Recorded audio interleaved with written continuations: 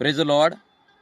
माझ्या प्रियांनो, आजचं वचन मधुर आहे, गोड आहे, सुंदर आहे आणि परिपूर्ण करणारं, परिपक्व बनवणारं वचन आहे. माझ्या प्रियांनो, आजचं वचन पाहू.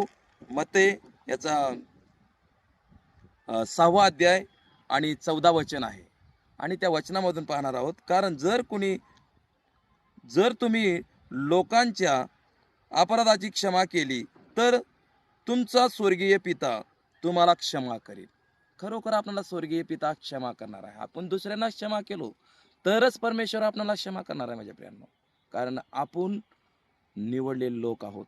म्हणून म्हणलेलं आहे, कलसेकरास 3:12 मध्ये सांगितलेलं आहे, तुम्ही माझे निवडलेले पात्र आहात, निवडलेले लोक आहात, म्हणून तुम्हाला मी जगाच्या वेगळं केलेलं आहे.